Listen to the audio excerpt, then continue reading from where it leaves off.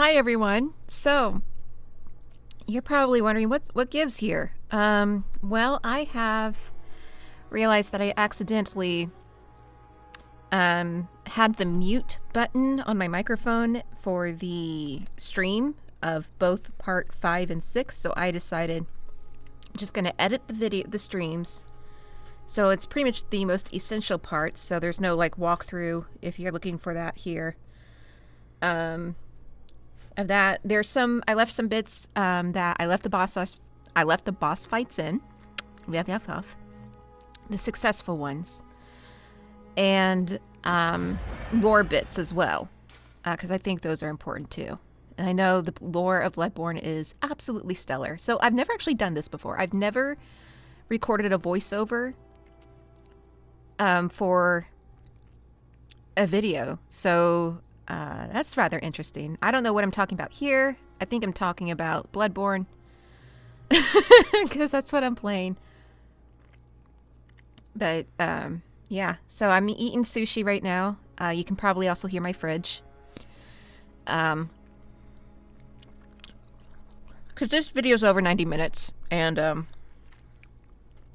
might as well just enjoy myself. All right.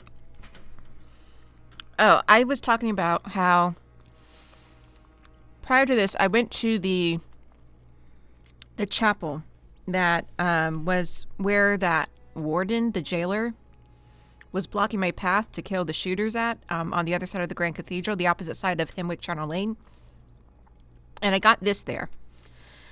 And nothing really happened there. I got killed by what we will later see in the video. So I'm just going over that stuff here.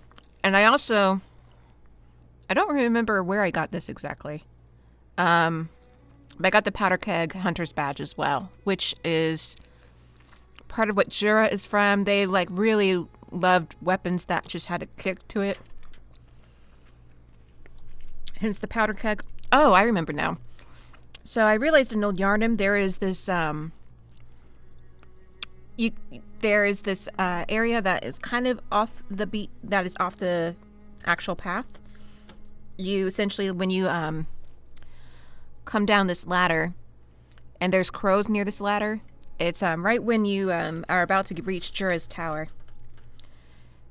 To the side of that, to the right hand side of when you come down the ladder, is you'll see a ledge that is sort of broken in the middle there.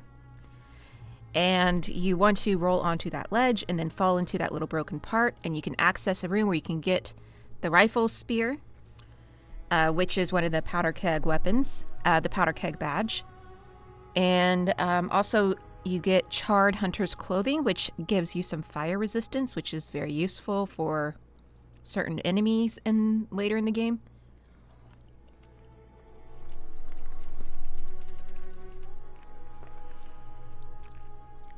So I can't really see what's written here in my recording software, but for those of you that can pause the video, you can do that. You can read it.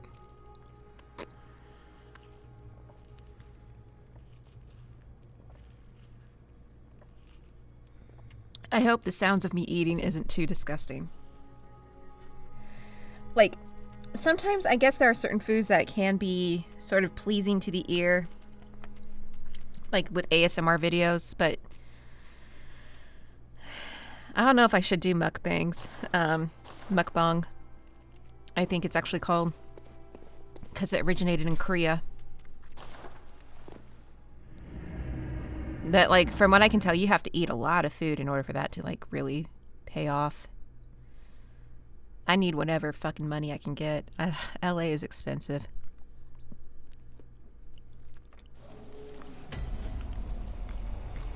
All right. We had just beat Vicar Amelia. We're now in the Forbidden Woods. I am talking about something. And I'm showing some important pits here, so.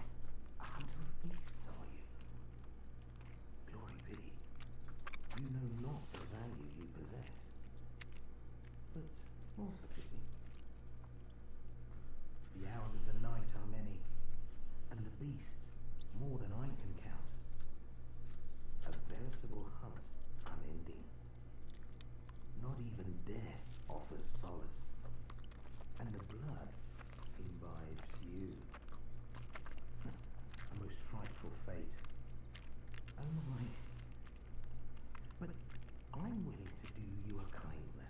Oh, how generous. Step lightly round to the right of the great cathedral and seek an ancient, shrouded church. The gift of the Godhead will grant you strength.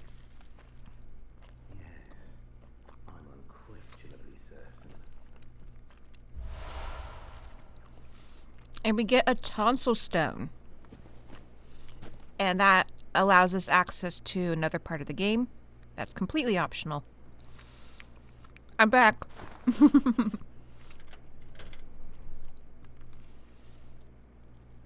But you'll notice the tonsil stone resembles something that we saw in the Grand Cathedral. And certain beings in this game. That it's a key weapon, so it allows us access. Not a key weapon, a key item. It's a key.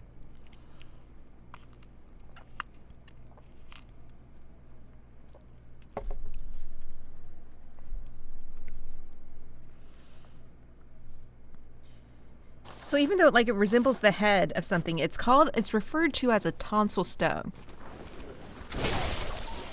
And if you come back to this section later, which we will later, these dogs will be out of their cages. Which is rather interesting to show how this game incorporates the passage of time. It's done via, after you beat the boss of Forbidden Woods, you come back here, the dogs are out of their cages. And while they aren't particularly strong, they're very aggressive. Okay, and I think you can get some, I cut off there, I'm sorry, but you can get some choir clothing.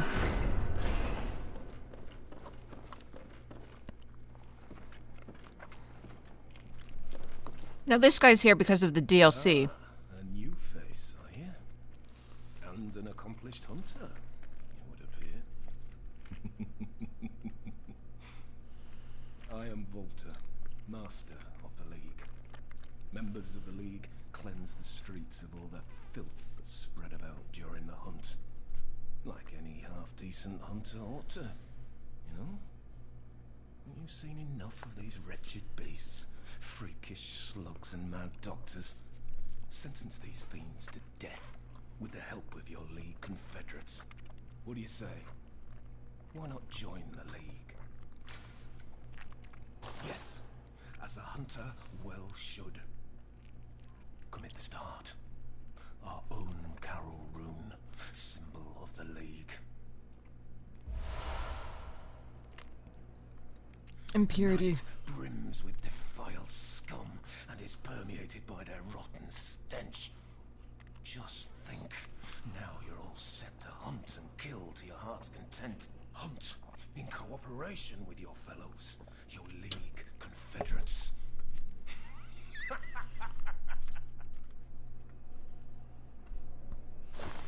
So this is Volter. And this impurity rune allows us to see vermin. And this is something that is really just relegated to the DLC. So we won't be able to really get the benefits from this until I decide to do that section of the game, which won't be until much later. But essentially Volter, he ate a beast that he killed. And then by eating the beast flesh, he was able to see vermin, which is the corruption of man. And this is important for, this graveyard clothing set is important mostly for lore, because it was someone that was close to Master Willem of Byrgenwerth. And they were also a partner of the person who asked for the password into Forbidden Woods.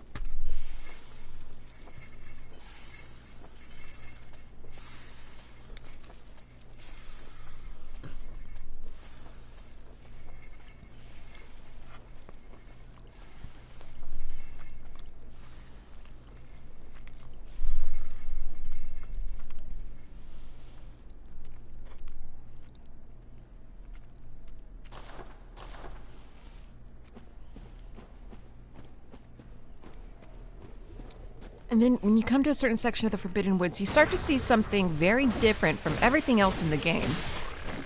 It vaguely resembles the tonsil stone.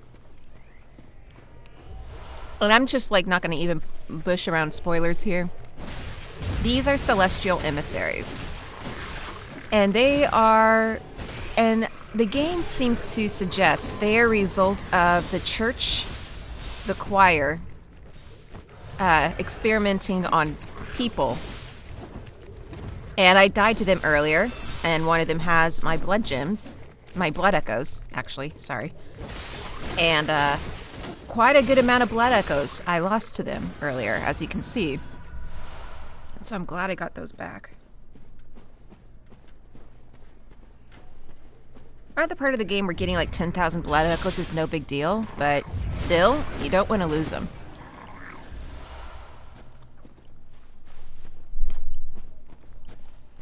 Sorry if you can hear me move about in my... I'm in my little voiceover booth. Alright, so about to fight some hunter... So about to fight a boss. And I'm summoning hunters to help me. So I have one of the DLC, which is the Madar's twin. I'm having Henrik join me as well. Even though I killed Henrik. Henrik is not... Well, Henrik could be Viola's father. But Henrik was Gascoigne's partner, and who the little girl refers to as grandfather.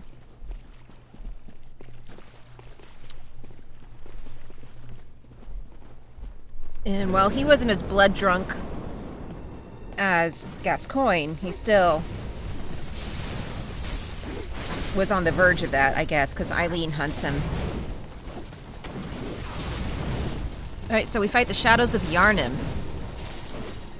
I guess these are people that the church sent to protect Byrgenwerth, because Byrgenwerth is considered forbidden by the church. And it's the source of everything in this game. At least in terms of what is happening within Yharnam currently, and why we came to Yharnam in the first place.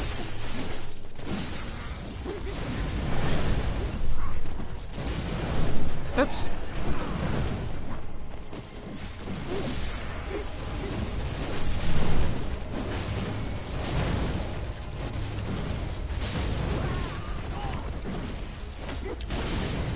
I don't know how this fight would have been if I didn't have the AI to help me. I mean, you can see the Madar's twin wasn't much help there, but...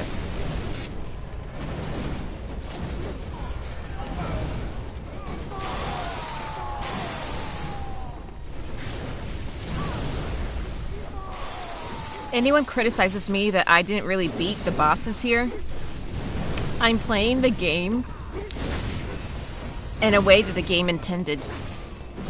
So I'm playing the game. I'm not cheating or anything. Let me have my accomplishments.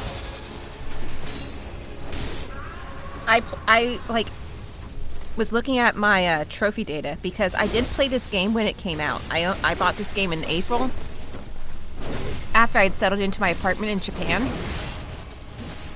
And I stopped in May. And I decided to pick the game back up 7 years later. Oh my gosh. Well, better late than never.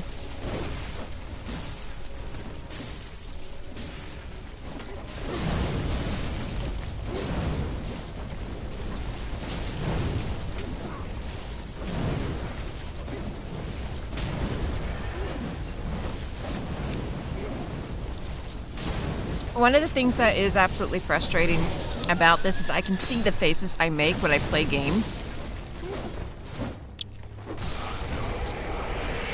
It's so dumb. Ooh! Ooh! Got some snakes.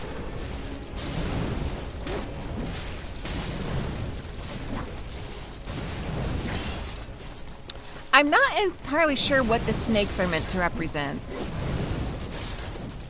I wonder if it's a different form of beast. And it's something that's pretty much exclusive to the Forbidden Woods.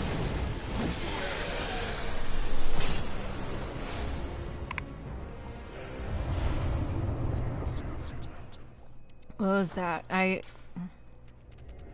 got a rune. Blood Rapture.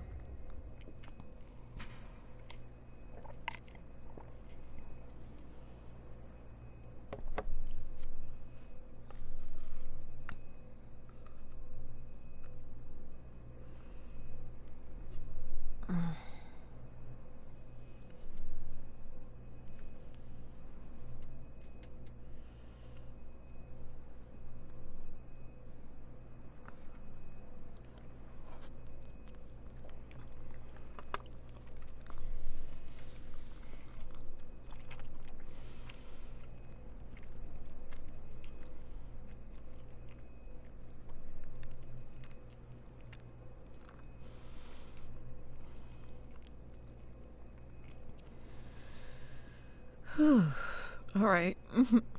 So I'm reading that. I can't really quite make it out on my screen in the recording software, so read along with me.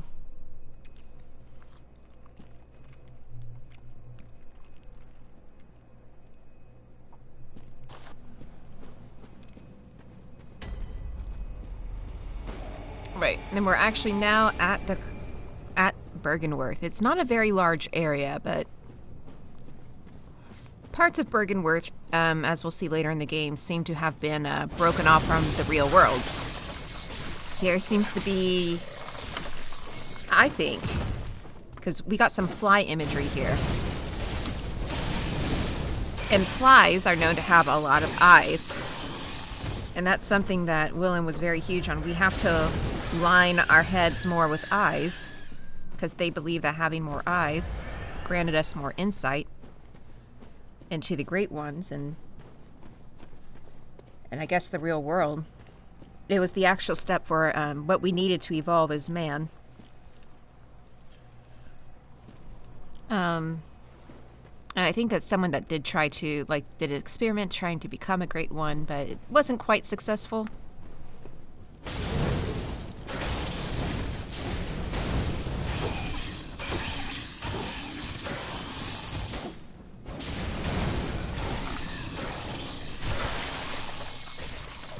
Ugh.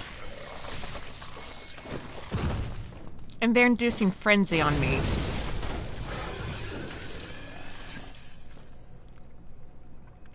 Which, from my understanding, is kind of as if your mind is having all this sort of information. I guess you could say this eldritch truth. Just jammed into it, and it can't quite process it. So when it fills up, it hurts you. You kind of have a moment of madness.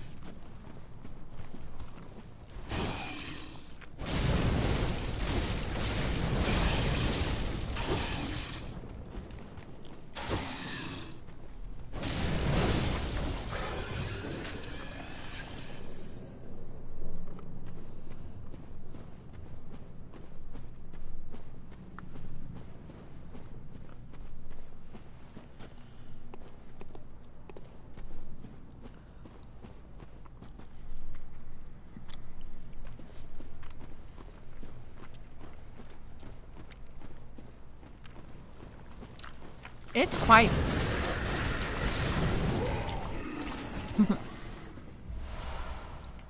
Alright, another rune.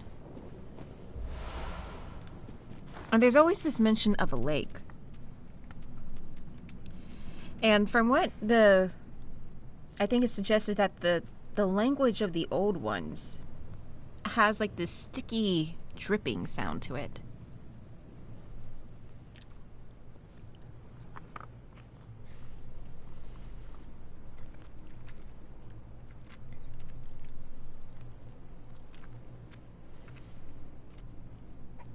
I was trying to see if I could tell the difference between the image used for Arcane Lake and Lake. They really aren't that different.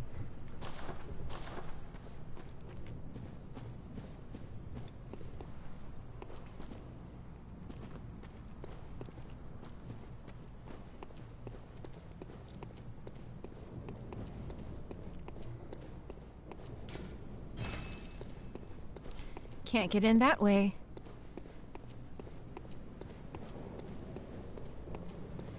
have what is this beautiful lake. It really is quite lovely.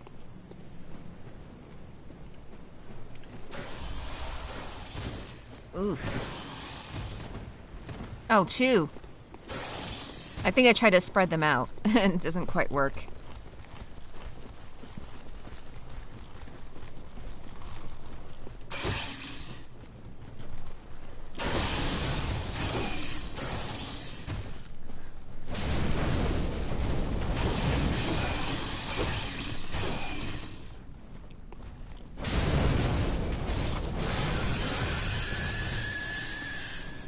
But I'm amazing, and managed to fell them.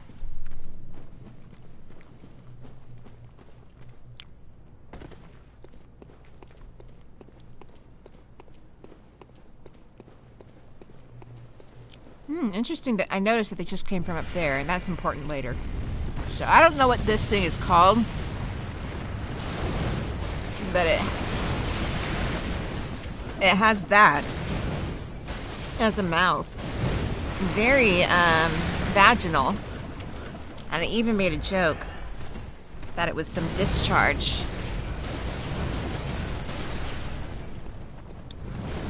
Oh, my peeps with a vagina will appreciate that one.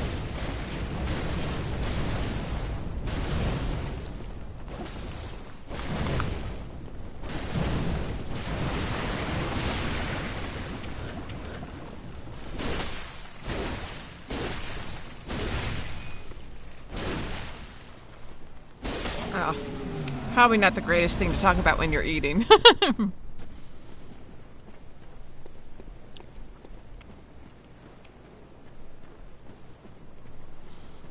So that doesn't seem like I'm not even quite sure what that is, but I don't think it was a result of an experiment. Perhaps it was a visitor.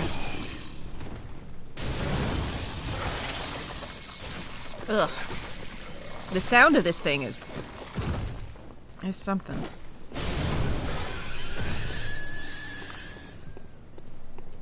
I learned that later that sedative is a way to help with frenzy.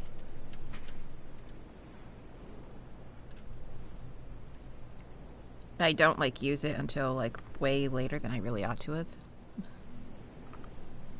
because I didn't have it shortcutted. Oh well.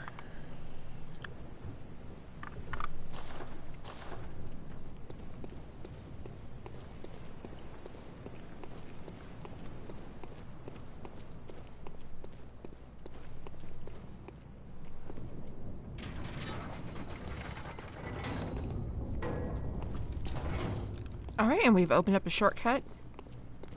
And we can enter Byrgenwerth from here.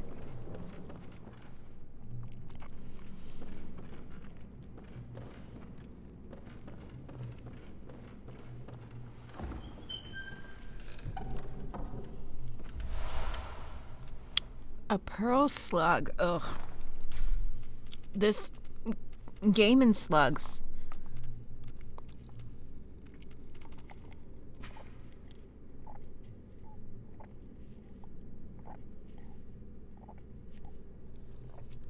Was it something they found in the tomb?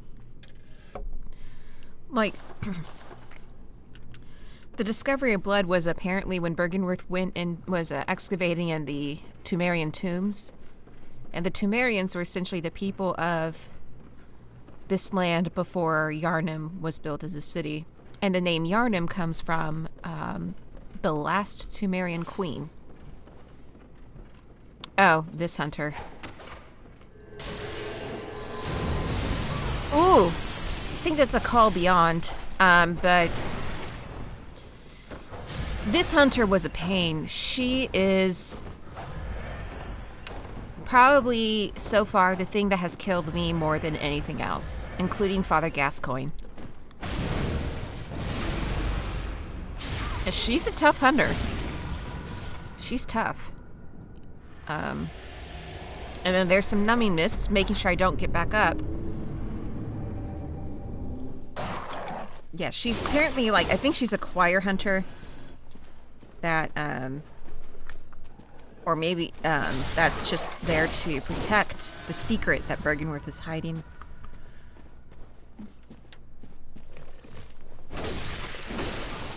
It's really hard to say with this game because there's some elements of it that seem to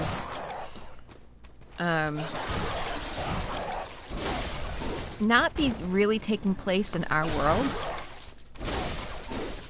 Now here I returned to where I got the tonsil stone, and there's a path, a completely optional path that will help you complete a quest here.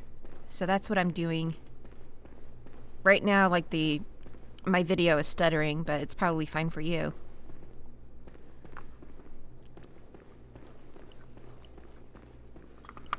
I don't know if that's the result of just the editing software or my stream was stuttering at the time.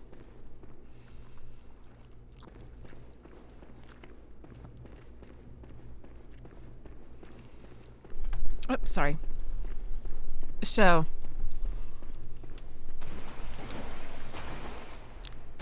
yeah, we got what looks to be these guys that we saw in Cathedral Ward down here.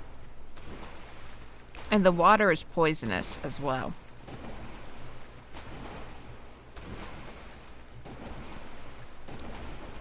So that's why I'm trying to avoid it. And I'm just trying to see what my best route is from going here.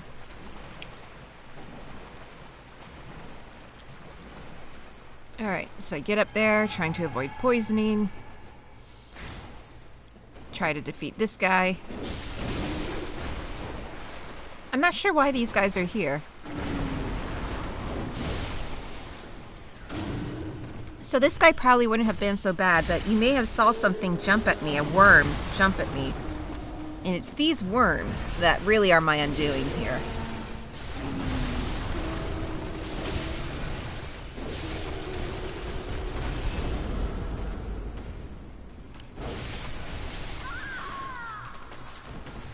I guess they're leeches? I don't know. I'm surprised there isn't a lot of leech imagery considering the focus on blood here.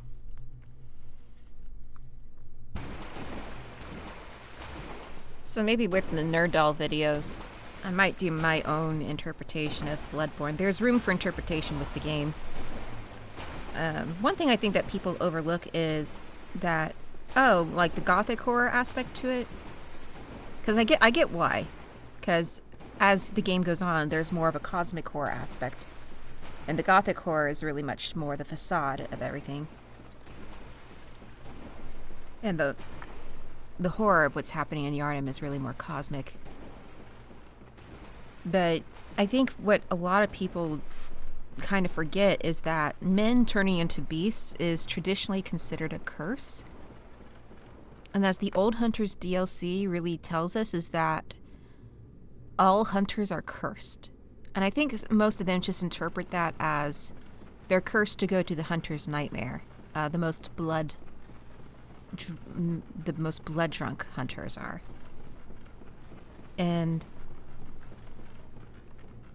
But the reason why the hunters are cursed to the hunter's nightmare, I don't think really...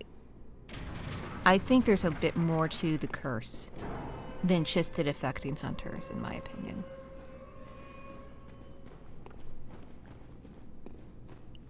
Alright. So that path in the Forbidden Woods has led us back to Central Yharnam. And we now have access to another door to enter a place at the very beginning of the game.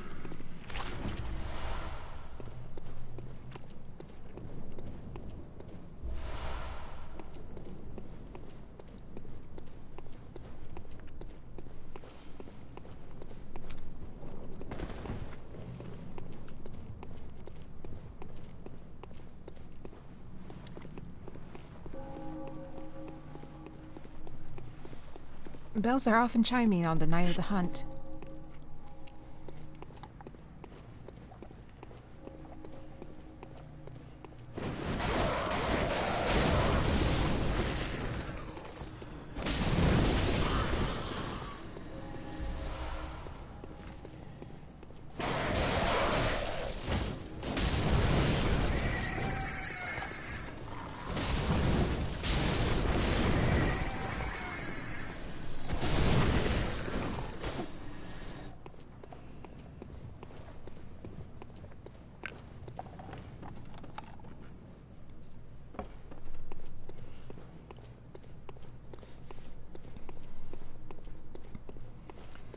Part of my hesitation with this section was I was nervous to trigger something because I really wanted to come back here and continue after the blood moon has risen. Because things turn out differently. So, yeah, that's what that's about. And I think I go around Central Yarnum just to see. Check up on a few people. I can't recall. I thought I edited most of this out, but yeah. Just really kind of showcasing, yeah, we were here. This is where we started. This is the very beginning of the game. We've come back around. And I remember. Okay, I was looking for the Canehurst summons, and I thought the Canehurst summons were here. They're actually in a different room, and we'll get to that at the end of the video.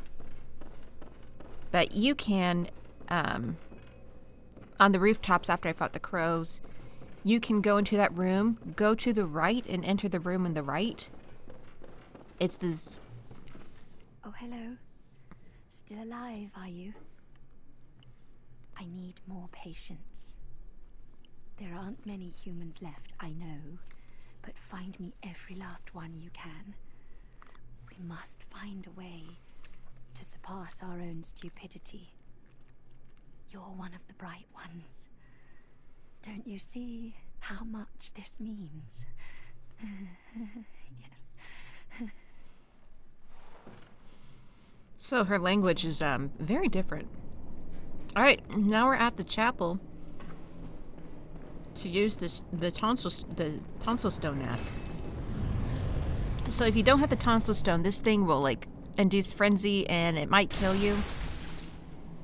But with the tonsil stone, oh Amygdala, have mercy on the poor bastard.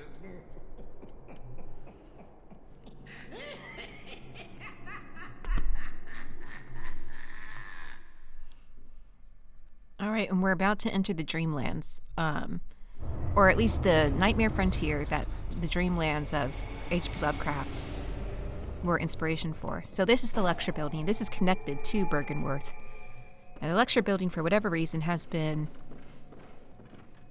moved to the Nightmare Frontier. It serves as sort of a entrance portal, basically like the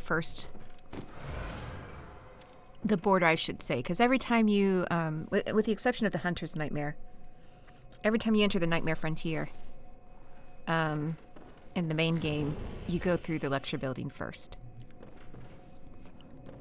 So we're on the first floor.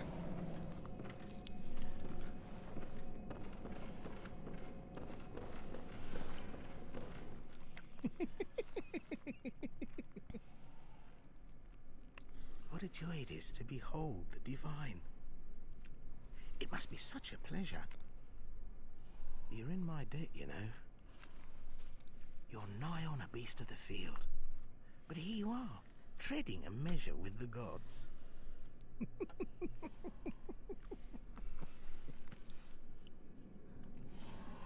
So that's our trusty friend Patches from Demon Souls and Are your other Dark feet Souls. as fat as your wits? Oh, cease this dithering. Take the plunge. Throw yourself to the wolves.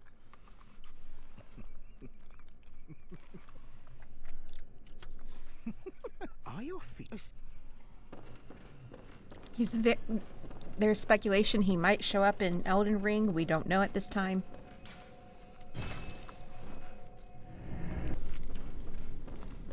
And then I came back to the lecture hall. So here's one of the lecture rooms, lecture theaters. And we got the lecture theater key.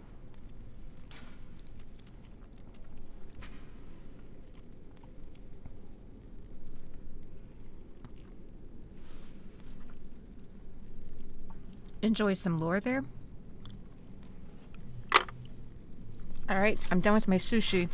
So you're just going to hear me put the bag up and everything.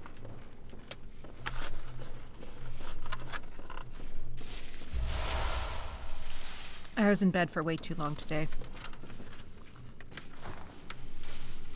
I have some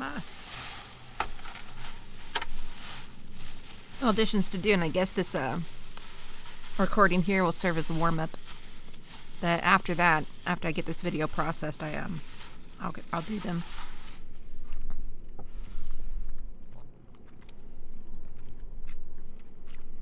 So we got some student uniforms. This one's just a very standard one.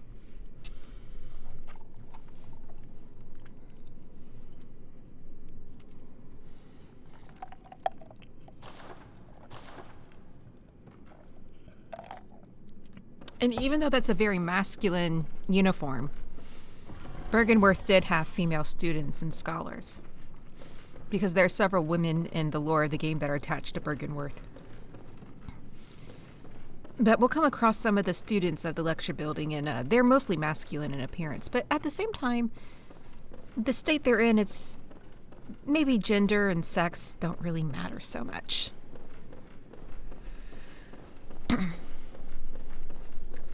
I just mentioned that because, you know, despite the, you know, because this is very much a setting of late 18th, 19th century,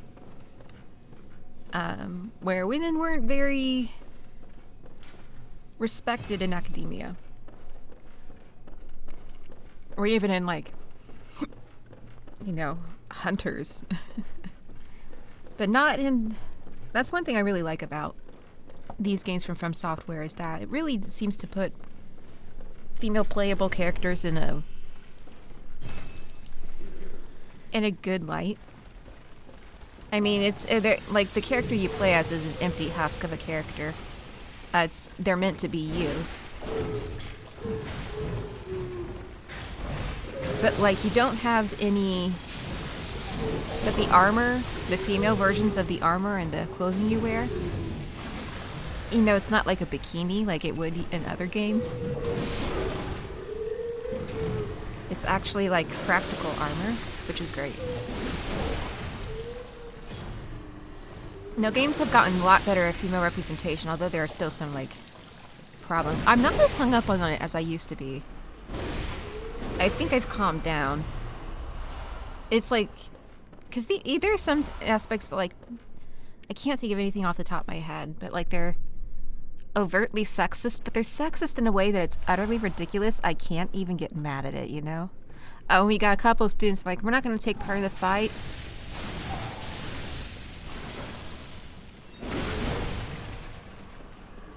It's like, sorry, I fell asleep during class. Ugh. What'd I miss?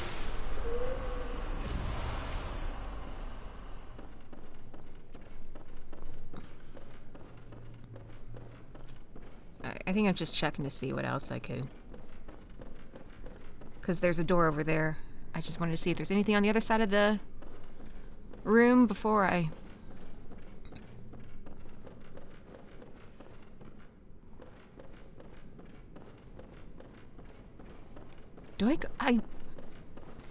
There was a moment where I just didn't go through a door. I think I went to the Nightmare Frontier. I go through it later. No, I think I was just trying to make sure I explored everything before I opened it. I don't know why. No, because I'm about to leave. And I do come back and I go through that door again, so...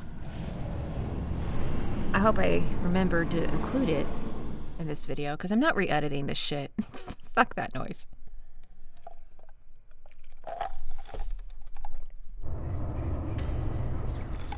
Alright, and we've made it to the Nightmare Frontier. So I can't access the lecture building unless I go into the dream. If the rumors of them remastering this game is true, I really hope they... Oh, this is Augur Vibritus. This is if you have an arcane build. Again, it's another slug. Disgusting. It's a slug and not a leech, but... Ugh. I don't understand what the appeal of slugs. What was I saying before I got distracted with my fears? If you're wondering what my deal is with slugs, Some of you are probably thinking, because I am a Junji Ito fan, it has to do with Uzumaki, but actually no, it predates me encountering Uzumaki. But it happens to be around the same time as when Uzumaki was being made in Japan. So when I was a kid, I had this dream of just slugs. It started with like one like slug or snail on my kitchen counter, but every time I came back into the kitchen counter, like its position would reset. And slowly the slugs and the snails just increased in my dream.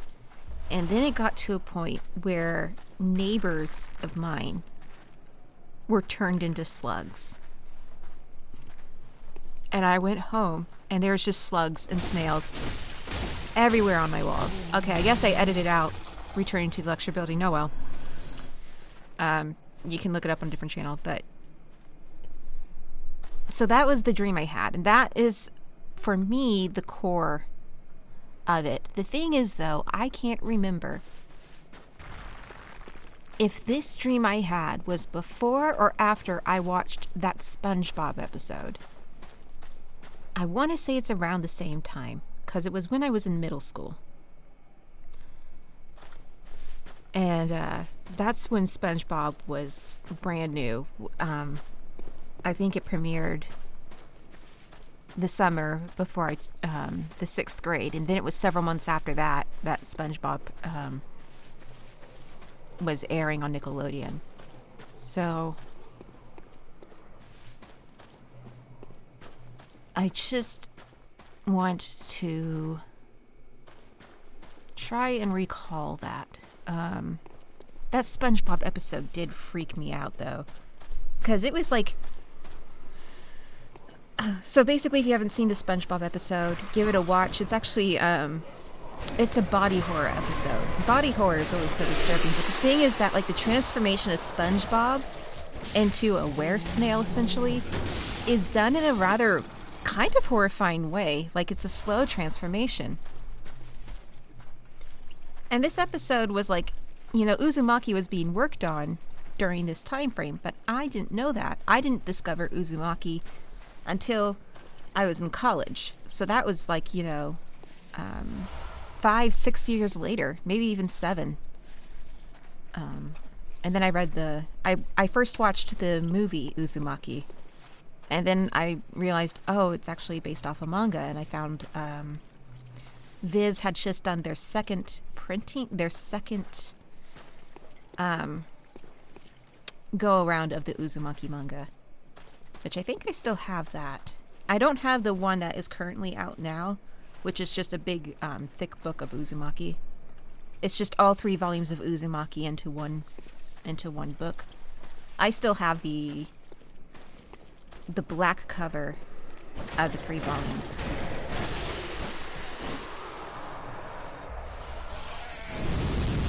And this was before like Junji Ito really like took off in America. Like now he's like super popular in America in terms of like Japanese horror. Like he's kind of the face of it now, which is rather interesting to think. I think that surprised him the most, but I'm sure he's thrilled about it. He seems like such a normal man, but like a lot of us, he is very much fascinated into the dark aspects of humanity in the world and nature. And I think like part of it's great is because it's coming from a Japanese mindset. So you get these really weird stories. One of my favorite Junji Ito stories is The Ice Cream Man. I think that one's great. It's very underrated. But it's also body horror. It's just the horrors of a single parent, If you haven't read The Ice Cream Man one, I won't spoil it for you. You should read it. It's great. It didn't get animated in that terrible anime they had. I am looking forward to the Uzumaki anime, if that's not already out, because I don't really keep up to date on that stuff. If you're wondering how my voiceover career is going, it's slow. Last year, I was dealing with... So there's a guy that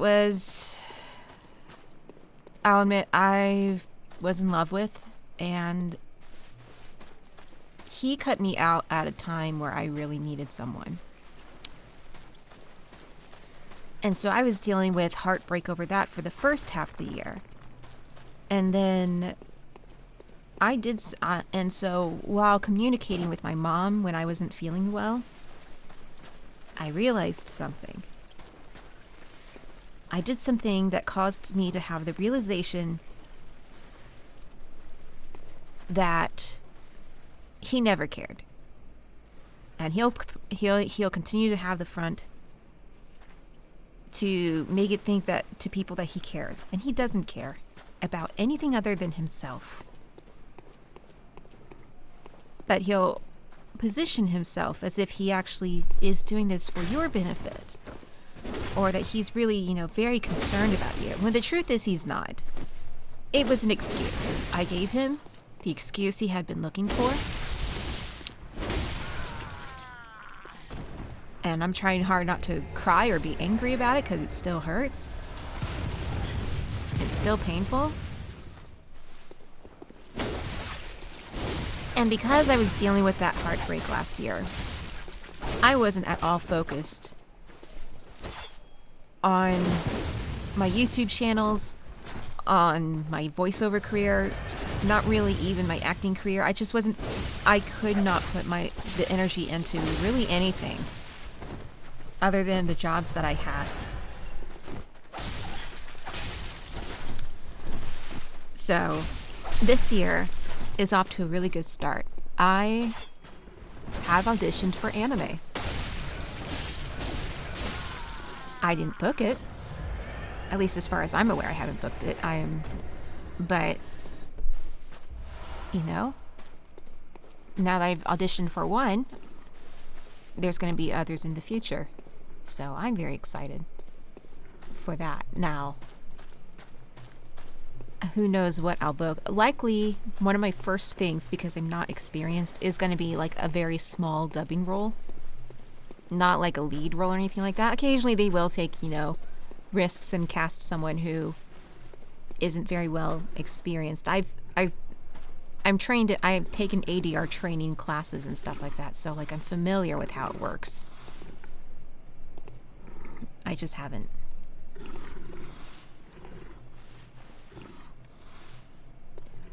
actually have a credit. I was so close to having one last year.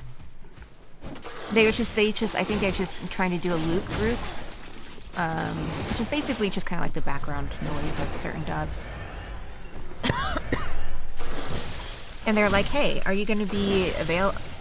Hey, we're trying to just get a roster of 10 people, and we want to know your availability. So I was being considered. And I let them, I am available that day, but they never got back to me, so.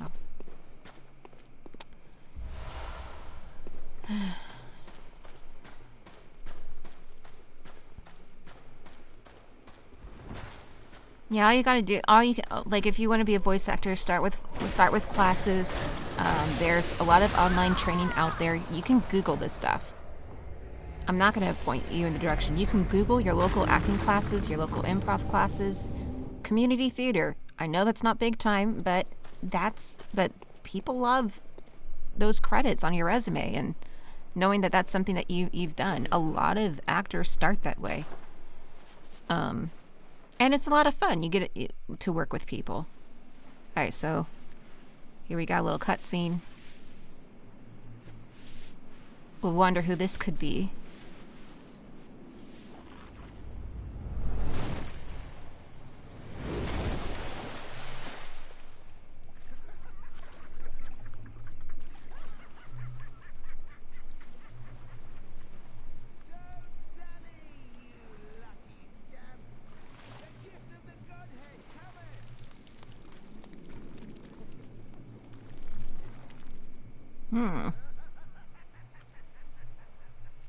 Interesting appearance.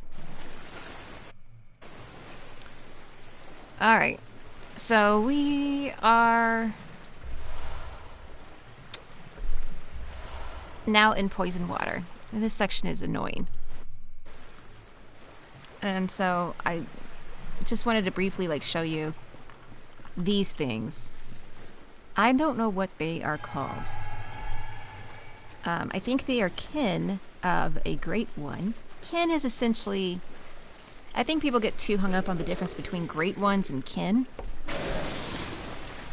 It's like how in Japan they use kami to, which is often translated into English as God, but it doesn't necessarily mean God in the way that most Westerners think. I think like kin is like, I guess you could say if you were to put the great ones as gods in the world of Bloodborne, kin are essentially like demigods or lesser gods. You know, the monsters, like, oh, what's Echidna? I want to say she's the mother of all monsters.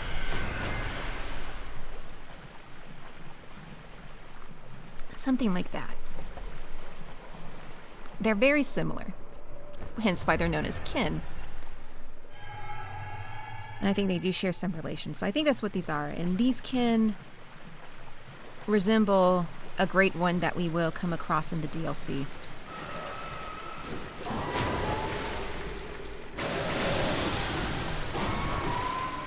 That's my thoughts. If you know more in detail, feel free to correct me.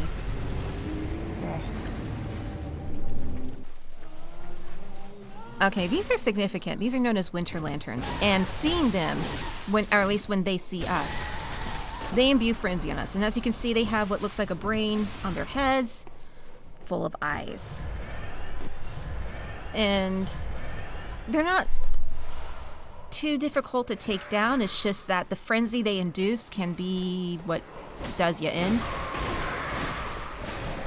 And as other people have noted is that they sing that song, but they also wear clothes very extremely similar or identical to that of the doll in the dream. So it seems that there's a connection between the doll and the winter lanterns. And then that, in the DLC, there's a character that we realize is who the doll is based off of, which adds another layer to it. And here I fell down, and right in front of a winter lantern, into slow poison water.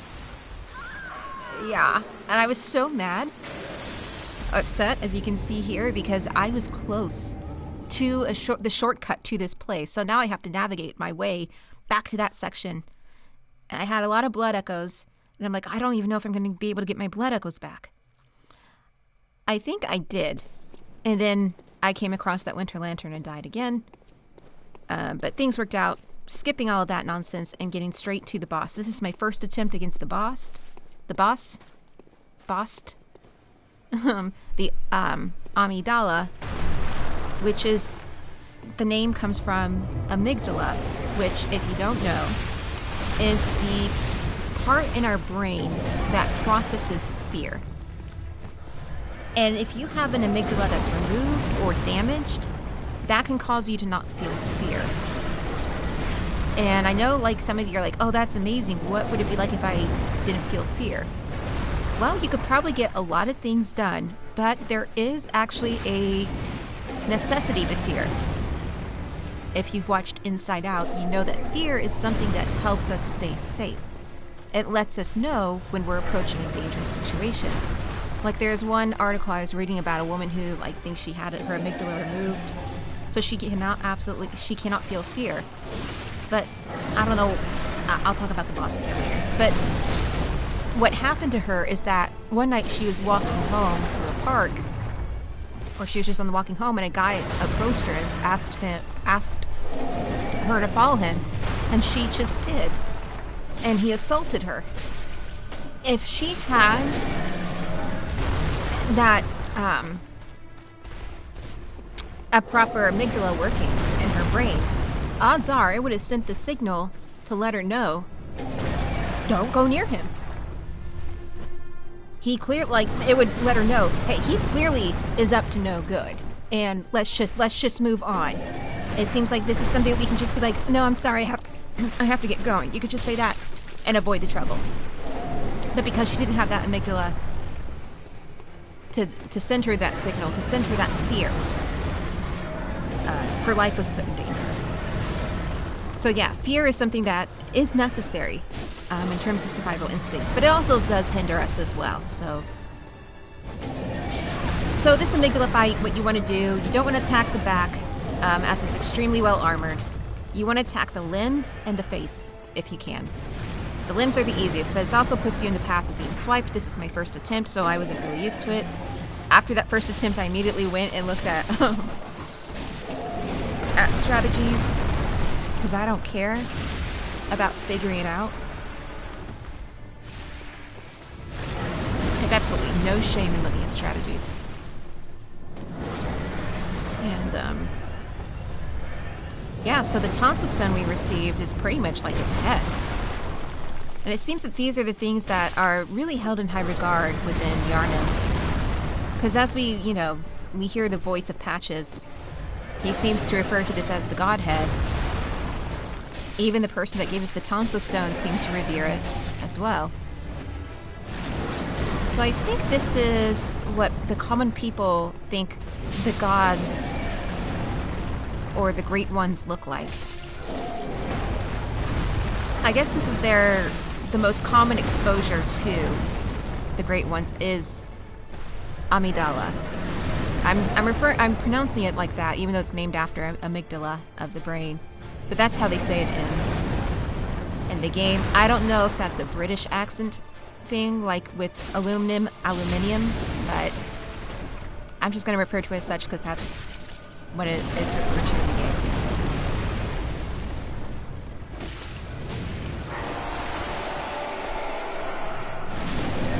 Could be the actor was told that by the director because that's how it's pronounced in the Japanese dub.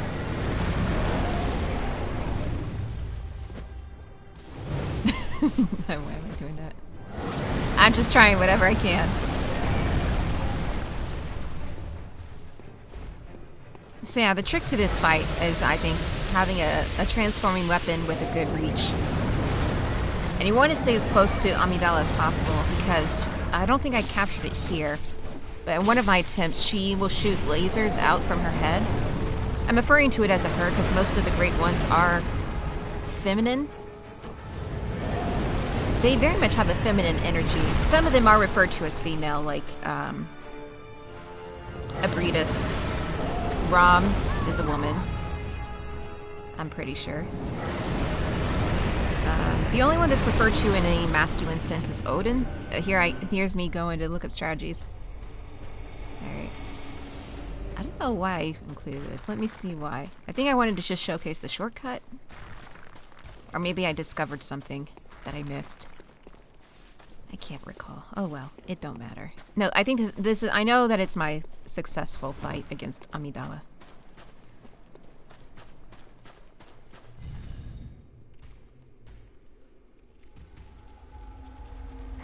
Alright, here we go. Summoning the elevator.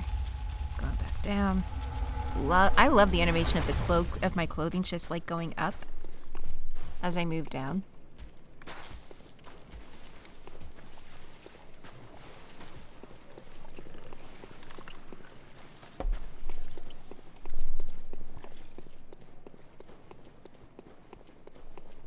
Alright, here we go.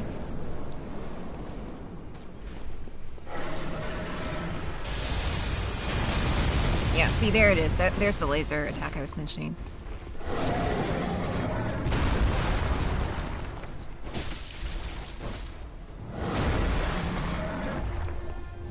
So while the Great Ones are... they're not immortal, but their life is different to that of humans. I think even their deaths are too, but they can die. Or enter a state that is akin to death.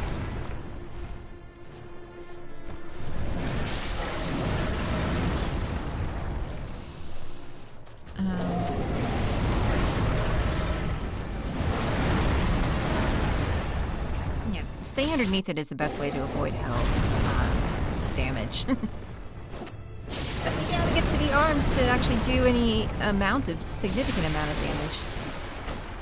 So yeah, I think this is... I haven't transformed my weapon yet. There you go. It seems like that, you know, by transforming my weapon, allowed me to reach the head much easier.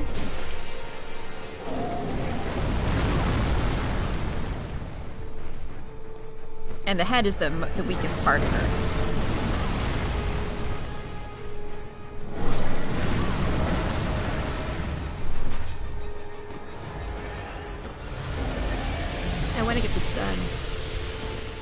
so I can start streaming this again. Because I really love this game. I haven't played it in over a week, so I'm probably gonna be rusty. And I'm at Canehurst now. Just a pretty difficult section of the game. Ooh, I think we visceraled it. Yep, which is awesome. Oh, so good. Oh, that's satisfying to watch and satisfying to feel. I can feel it. Just when you get in a good hit on that head, it's great. And you see the health bar like actually like drop a good decent amount. I didn't. Part of me is like blind luck because I'm kind of like moving about and just whacking away. I don't know what the fuck I'm doing. I think I just decided to cheese it here because it was really close to the end. Tack the back. Tack the Achilles heel, as they say. And we get a chalice for a new dungeon.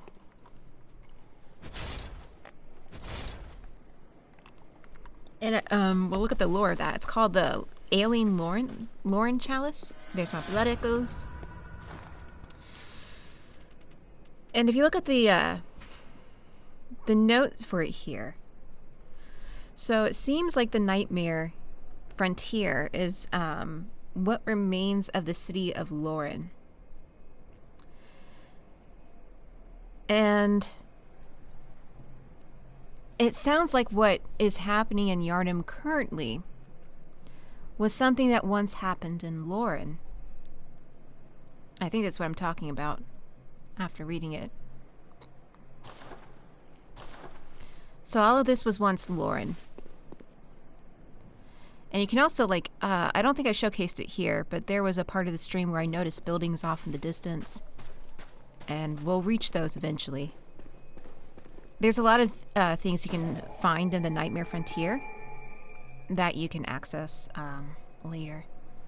And there's really not much more else in here. I think I'm talking about the Lauren Chalice. And that there did seem at one point in development, because there are some unused dialogue lines that show that there was a connection between Bloodborne and Demon Souls at one point in the story development. Because there's lines of dialogue of Father Gascoigne saying Umbasa, which is basically like saying Amen, but in the religion of that found in Demon Souls.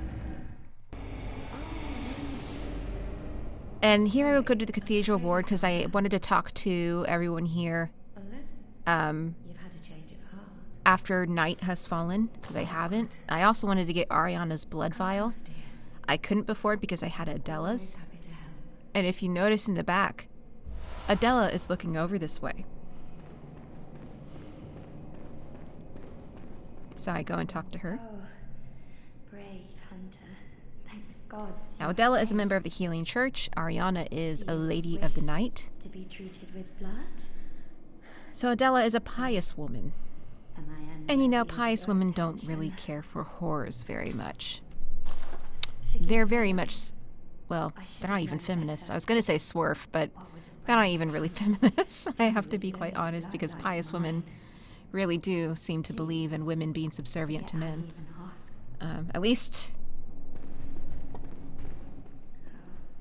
At least in my experience, but I pray for your safety. here's the old woman. She was so mean to us in the beginning, but seems she suffers dementia of some sort. Your remedy, dear. She seems to think I'm a child of hers, I think. You can always tell me. So there's a sweet side to her.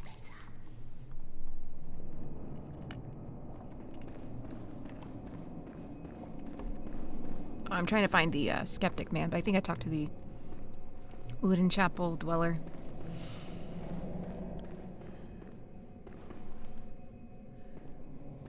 See what Once the night of the hunt passes, give it a thought. Oh, he wants to be friends after the hunt is over. He seems like a suspicious person, but he's actually a very sweet beggar. One nugget of advice. Beware the lady of the night. I can see it in her eyes. She deeply resents the young saint. She hears people whisper, knows what people think of her. Yes. She despises the saint for having what she doesn't. Bloody wench, they should have moved her on ages ago. Alright, so this man is a horrible judge of character, and usually the opposite of what he says winds up being true. So it's actually the saint that deeply resents the Lady of the Night, and not the other way around. And we'll take a look at Ariana's blood vial at some point. And it seems to be suggestive. So what it basically does the same thing as Adela's, except it's stamina that it recovers, but it seems to be very similar to what was once considered forbidden. And so there seems to be so much more than just why Adela resents Ariana, other than Ariana's occupation. And I think it's also somewhat suggested that Ariana is not just like offering her body for coin, but also her blood, because her blood is something of value. And it's something that the Healing Church does not like.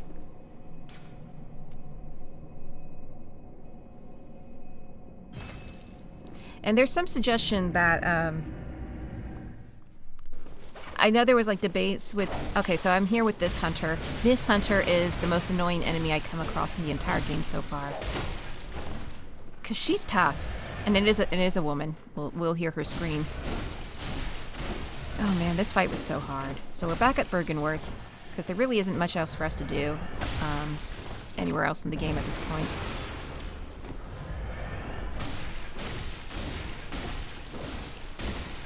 Like, I would often get her like really close to the end and then wind up dying. You can see I've died before. Right there's my blood echoes. Oh my gosh, see? Look how she is. There we go, finally. I don't know how many times I died against her, but it was several. And then that's all she leaves us is blue elixir, whatever. And it's not really worth it. But we get...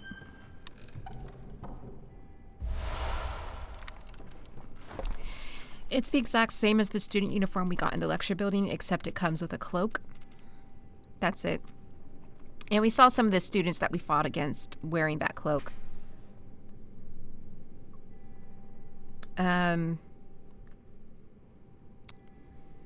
So, going back to Ariana, it does seem like there was some debates when the game first came out that the blood we use to heal ourselves is menstrual blood. And the answer is, and the actual answer, I think, is not all of it. I would say the blood we get from Adela and Ariana is likely menstrual blood. Because it has, so essentially menstrual blood is probably some of the best blood to heal with, if that's being the case. Because Adela's grants health regeneration. When the real moon hangs low, the line between man and beast blurs.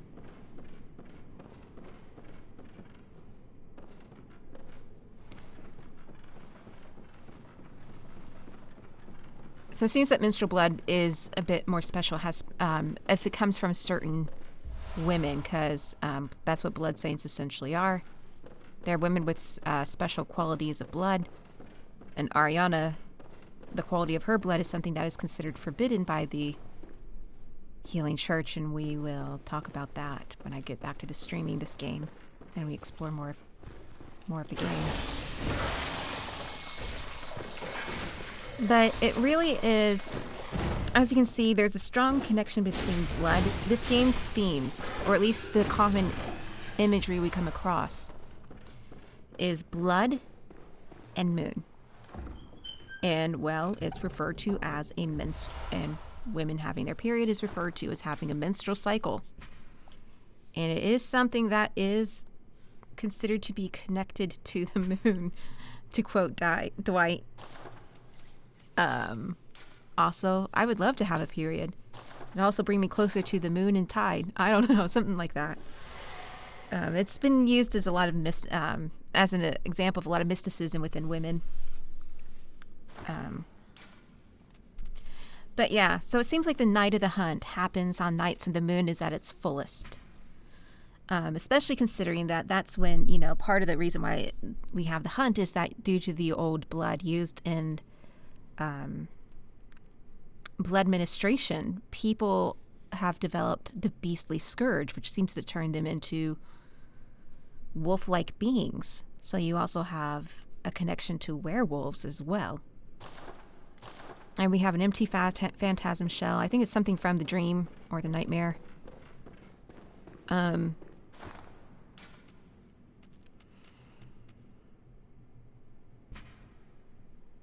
So there really is like that connection. I think women do play more of a role in the, you know, women play a role in terms of blood administration. Because we actually see more we'll get to it later in the video. You have the blood saints are often women. They tend to have the most highest quality of blood.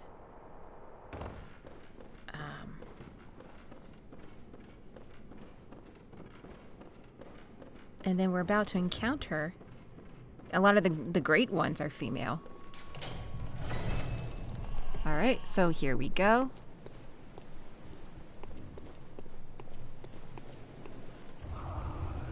Now you may have recalled from the cutscene after we touched Lauren's skull, after we defeated Grand Vicar Amelia. This is Master Willem, Provost Willem, the head scholar at Byrgenwerth. But he would have to be maybe well over 100 years old, way too old. I mean, I guess all he can do now is just point us to the lake. So you want to kill him because there really is nothing else for him to do. And you get this rune. And this allows you to make additional discoveries.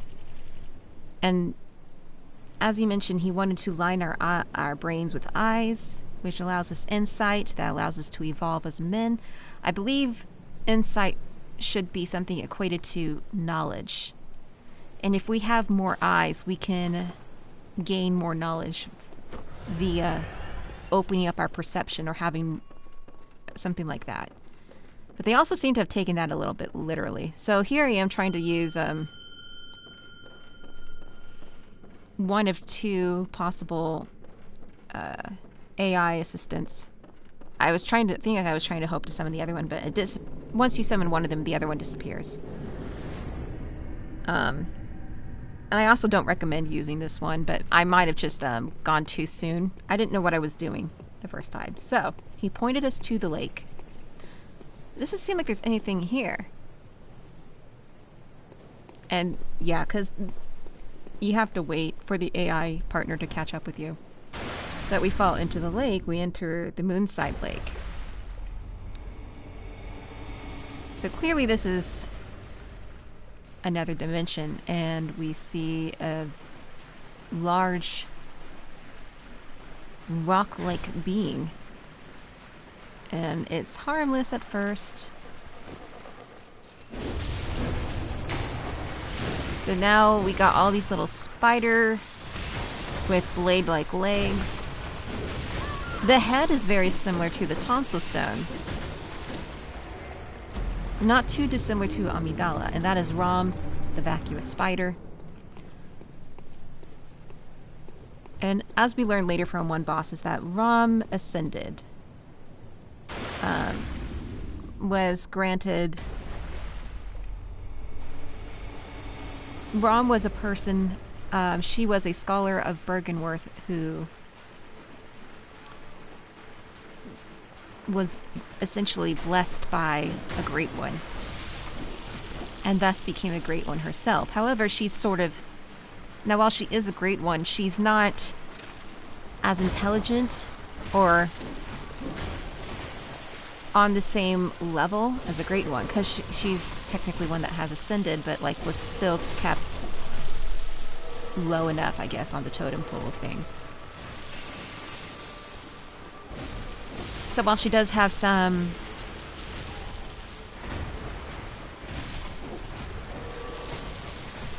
some power. It was blessed what many of the scholars of Byrgenwerth favored and was protected by Provost William, and as well as that hunter that was a pain in the butt. She's not really capable. She's not really what I would, like... I mean, like, is that it? Like, this is it? This is what I look like? It's kind of like a fat roach, almost.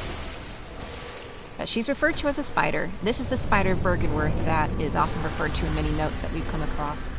The head, where there's a whole bunch of eyes, and what looks like a pumice stone, and where the holes in a pumice stone would be, are eyes. The head is very strongly armored. It is the belly that is extremely weak. And you want to get as close to her as possible, because now she's starting to engage in arcane attacks. This is my successful attempt, as you can see from my blood echoes there. And I didn't make it to the second phase the first time, so... So these spiders are possibly her children, or just kin that she can summon. It doesn't really make much difference what.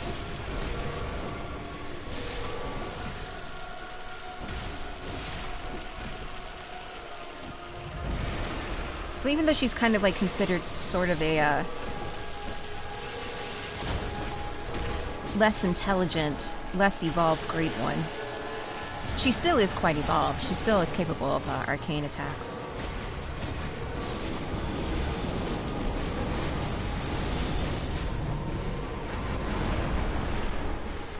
Of course, the way that she engages in them is anything but elegant. I know, she's referred to as a spider, but she doesn't really look like one. She has 16 legs, I believe.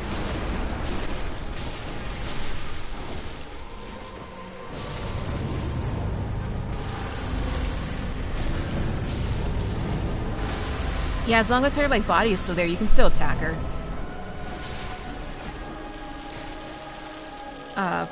Part of what I like having an AI partner is just because it helps divert attention solely on you. Like, this was still a challenge. I died a couple times to her. Not often, but a few more times.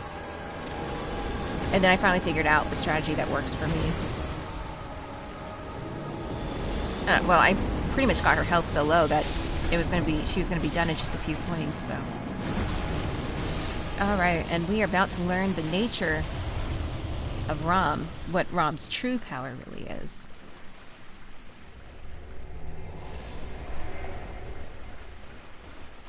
Alright, now we see someone else in the lake.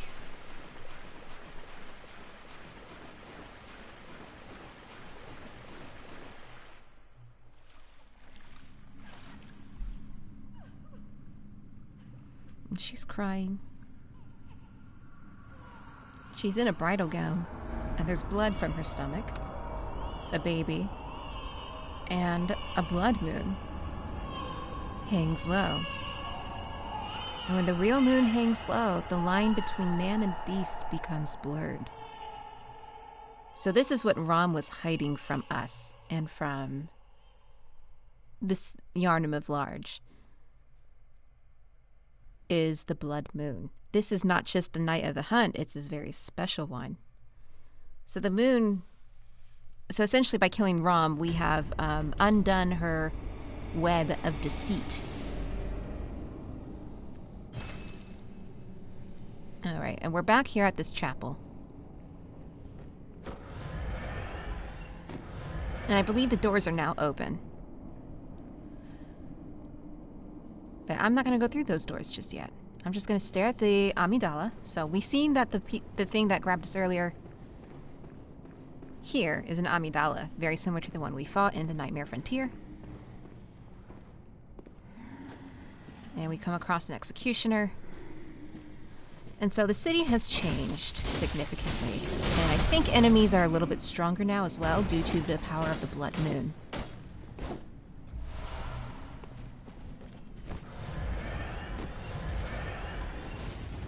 I believe a blood moon is essentially a lunar eclipse, which is when the Earth's shadow is cast upon the moon, if I'm remembering that correctly, which gives it a red tint that looks You know, that's referred to as a blood moon. So let's go and talk to some people. So last we heard them, when night had fallen, they were just yelling in madness, but now there's no response. And as we've spoken to the Odin Chapel dweller, is that a lot of people, even when they're holed up in their homes, they don't have enough incense for the night. The incense that repels beasts. So, unfortunately, many of the people in the homes that we spoke to earlier are now dead. Either taken by beasts or their own madness. As the blood moon has risen, and the beasts are even angrier. But at the same time, you notice that the church hunters that were here aren't anymore. And Eileen is right there, and there's a quest we have to do at the Grand Cathedral, but we'll wait. Do that another time, because I don't give a shit right now. I mean, the big guys are still around. I don't know exactly what they're called. And I think now, once the blood moon rises, it's not church hunters anymore, it's choir hunters, because I think the white garb is something that the choir wears, and the black garb is the church.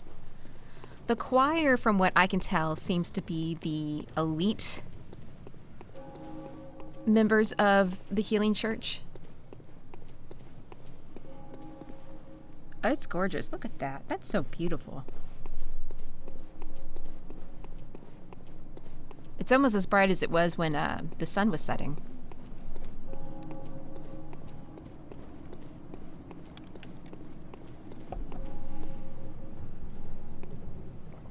All right, and this thing has always been here. So there was always an Amidala here. That was the thing that when you first came to Cathedral Ward, you saw like a cosmic glow. So I'm talking to them, trying to see what their dialogue is with the blood moon.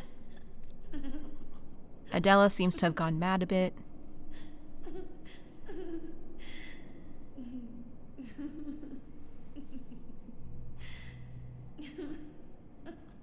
I know, it's hysterical. She just goes on. Does eventually end. And we have the old woman. She's also seems to have lost it. Ah. Welcome home, dear. Dementia seems to be worsening. What's wrong? Anything you'd like to tell me? Yeah, I've had my share of woes. You poor thing. But don't you worry. This'll help you forget. Forget your troubles. Forget your cares. I think she gives us a sedative.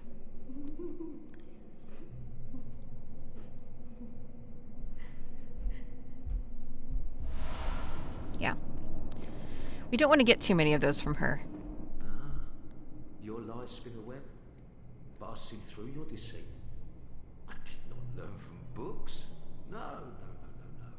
I learned it all with my own mind. Ah.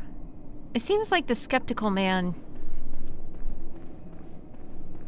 He's like so close to being right, except he has it all backwards. And Ariana, she's not doing very well. She seems to be in pain. I'm a bit out of sorts. And so she's not going to give us blood anymore. So, no blood today, I'm afraid.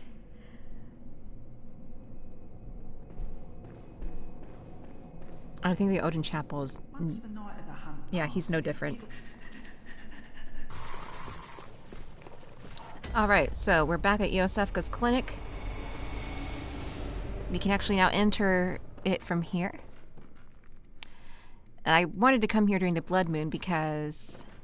Well, you'll see. I'm debating on whether to just be straight up talking spoilers or not, but... because this game is old. It's 7 years old. But at the same time, I don't want to be like ruining everyone's fun. So we see a celestial emissary that we saw in the forest, in the Forbidden Woods, here, of all places. What's that about? And we're getting really close to the end as well. of the recording, so I don't think I have much longer to talk.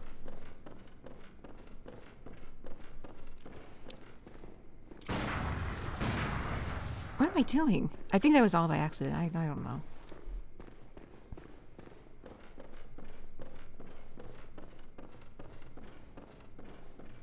So if you send all of the people we send to Uden Chapel here, they will also be celestial emissaries.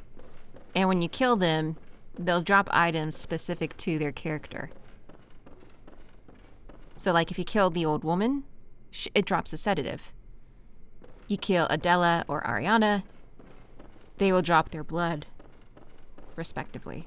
The little girl will drop her ribbon, and so forth. Here she is. So here's Iosefka, and she's dressed in choir garb.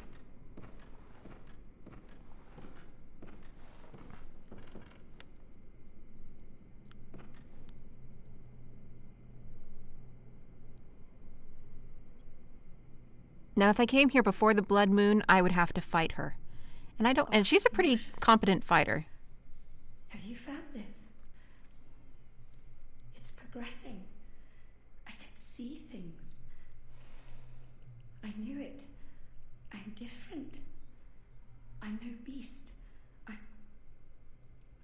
Oh, God, it feels awful. But it proves that I'm chosen. Don't you see how they writhe inside my head? It's rather rapturous.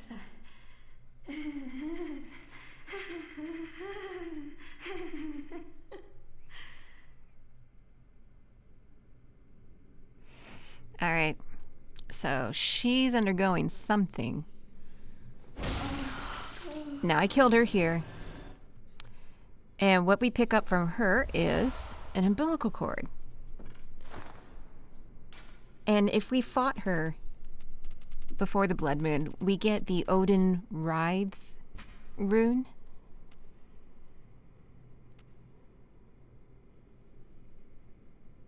I wasn't quite sure which one I picked up off of her. I think it was this one. So you really only need 3 umbilical cords to get an ending, but the game gives you 4. I think just in case, like, you were to mess up, like, say, a side quest like Ariana's can be messed up. And you get an umbilical cord from her later.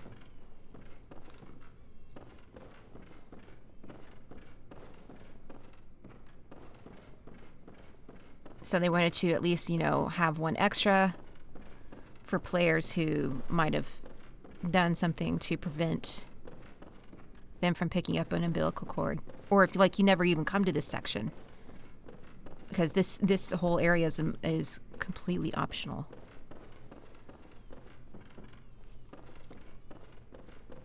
So it seems as though... Now, the woman that we just killed, I think I haven't mentioned this, but I might have, is not Iosefka. We did actually speak with Iosefka at the very beginning of the game, but once you have defeat Father Gascoigne, you come back here and you realize that the woman you're speaking to has a different attitude and even sounds different. Iosefka was telling us that she couldn't let anyone into her clinic because she needed to protect her patients.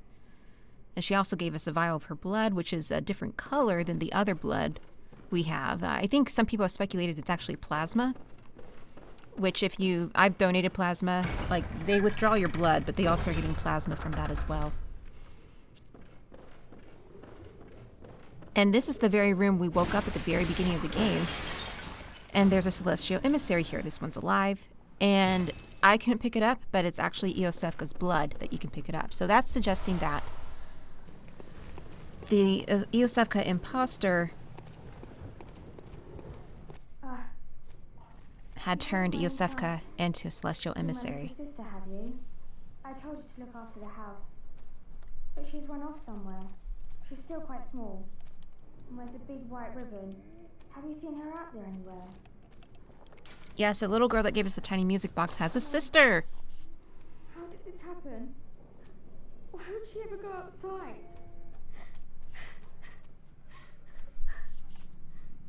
At least I'll have something to remember her by.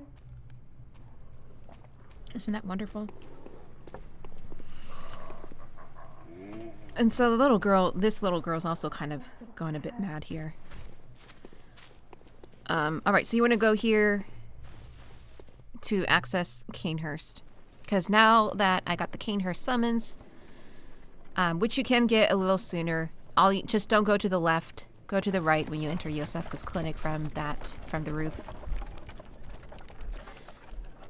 But yeah, I think Yosefka had discovered something, or was working alongside the choir, and she discovered something that could allow people to become celestial emissaries, because we did come across one that was dead. And then I think the imposter, she decided to do the exact same experiment on Yosefka, maybe as a way of testing it, or to make sure that the secret doesn't get out. It just got obsessed with making those tests. So if you send other people to Yosefka's clinic, they will become celestial emissaries. And as we saw there, once the blood moon rises, the imposter seems to be undergoing some sort of transformation. And a lot of people speculate she's pregnant. Some people say she isn't because she isn't really showing a pregnancy. But, like, who knows what the union between man and a great one really a conception between those two might be very different. But she was able to see something, and it was painful, but it was something reverent.